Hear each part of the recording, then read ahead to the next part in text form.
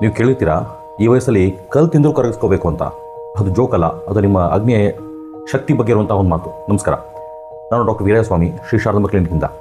ಇಲ್ಲಿ ನಾವು ಆಯುರ್ವೇದ ಜ್ಞಾನ ಮತ್ತು ಮಾಡರ್ನ್ ಸೈನ್ಸ್ ಎರಡನ್ನು ಬಳಸಿ ಆರೋಗ್ಯವನ್ನು ಅರ್ಥ ಮಾಡ್ಕೊಳ್ತೀವಿ. ಇವತ್ತು 25-30 ವರ್ಷದವರು ಹೇಳ್ತಾರೆ, ಡಾಕ್ಟರ್ ಸ್ವಲ್ಪ ತಿಂದರೂ ಗ್ಯಾಸು, ಬ್ಲೋಟಿಂಗು, ಹೆವಿನೆಸ್ಸು. ಹಾಗಾದ್ರೆ ಪ್ರಾಬ್ಲಮ್ಮು ಏಜ್ದಲ್ಲ, ಡೈಜೆಷನ್ದು. ಒಂದು ಶಾಕಿಂಗ್ ಟ್ರೂತ್ ಹೇಳ್ತೀನಿ, ನಿಮ್ಮ ಲೈಫು ಹಾರ್ಟ್ ಮೇಲೆ ಡಿಪೆಂಡ್ ಆಗಿಲ್ಲ, ಬ್ರೈನ್ ಮೇಲೆ ಕೂಡ ಇಲ್ಲ, ಆದರೆ ಸಂಪೂರ್ಣವಾಗಿ ಡಿಪೆಂಡ್ ಆಗಿರೋದು ನಿಮ್ಮ ಅಗ್ನಿಯ ಮೇಲೆ. ಆಯುರ್ವೇದದಲ್ಲಿ ಇದನ್ನೇ ಅಗ್ನಿ ಅಂತ ಹೇಳ್ತೀವಿ, ಮಾಡರ್ನ್ ಸೈನ್ಸ್ ಅವರು ಇದನ್ನು ಮೆಟಬಾಲಿಸಮು, ಎನ್ಸೈಮ್ಸು, ಗಟ್ ಫಂಕ್ಷನು ಅಂತ ಹೇಳ್ತಾರೆ. ಆದರೆ ಆಯುರ್ವೇದ ಇದನ್ನು ಇನ್ನೂ ಸ್ವಲ್ಪ ಡೀಪಾಗಿ ಹೇಳ್ತಾರೆ. ಅಗ್ನಿ ಅಂದರೆ ಅದು ಕೇವಲ ಡೈಜೆಷನ್ ಅಲ್ಲ, ಅದು ನಿಮ್ಮ ಇಮ್ಯುನಿಟಿ, ಎನರ್ಜಿ, ಹಾರ್ಮೋನ್ ಬ್ಯಾಲೆನ್ಸು, ಇನ್ನೂ ಸುಮಾರು ಇದು ಎಲ್ಲವನ್ನು ಕಂಟ್ರೋಲ್ ಮಾಡ್ತದೆ. ಶಾಸ್ತ್ರ ಸ್ಪಷ್ಟವಾಗಿ ಹೇಳೋದು ಏನು ಅಂದರೆ, ರೋಗ ಸರ್ವ್ಯಾಪಿ ಮಂದಾಗ್ನೋ, ಅಂದರೆ ಎಲ್ಲ ರೋಗಗಳ ರೂಟ್ ಕಾಸು ವೀಕ್ ಅಗ್ನಿ.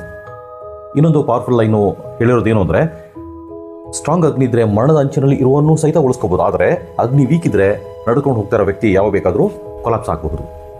ಹಾಗಾದರೆ ನಾನು ಹೆಲ್ದಿ ಅಂತ ಹೇಳೋದು ಸ್ವಲ್ಪ ಡೇಂಜರಸ್ಸು. ನಿಮ್ಮ ಡೈಜೆಷನ್ ವೀಕ್ ಅಂದರೆ ನೀವು ಆಲ್ರೆಡಿ ಡಿಸೀಸ್ ಡೈರೆಕ್ಷನ್ ಕಡೆ ಹೋಗ್ತಾ ಇದ್ದೀರಿ ಅಂತ ಅರ್ಥ.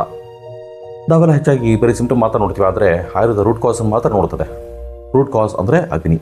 ನೀವು ನಿಮ್ಮ ಹೆಲ್ತ್ ಚೆಕಪ್ ಮಾಡಬೇಕು ಅಂದರೆ ಬ್ಲಡ್ ಟೆಸ್ಟು, TMT ಮಾತ್ರ ಅಲ್ಲ, ಇದನ್ನು ನೋಡಿ.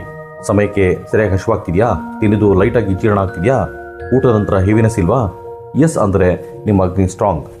ಅದರಲ್ಲಿ ಏನಾದರೂ ಪ್ರಾಬ್ಲಮ್ ಇದ್ದರೆ, ಗ್ಯಾಸು, ಅಸಿಡಿಟಿ, ಲೇಸಿನೆಸ್ಸು, ಫ್ರೀಕ್ವೆಂಟ್ ಇಲ್ನೆಸ್ಸು, ಇವೆಲ್ಲ ನಿಮ್ಮ ಅಗ್ನಿ ವೀಕ್ ಆಗಿರೋ ಬಗ್ಗೆ ಸಿಗ್ನಲ್ ಕೊಡ್ತಾ ಇದೆ. ಇನ್ನೊಂದು ಮಾತು ನೆನಪಿಟ್ಕೊಳ್ಳಿ, ಜೀವನ ಆಹಾರದಿಂದ ಅಲ್ಲ, ಅದು ಅಗ್ನಿಯಿಂದ ನಡೀತದೆ. ಕಮೆಂಟ್ ಮಾಡಿ, ಅಗ್ನಿ ನಿಮ್ಮ ಡೈಜೆಷನ್ ಇಂಪ್ರೂವ್ ಮಾಡೋ ಸಿಂಪಲ್ ಆಯುರ್ವೇದ ಟಿಪ್ಸ್ನ ನಿಮಗೆ ಕೊಡ್ತೀನಿ. ನಮಸ್ಕಾರ.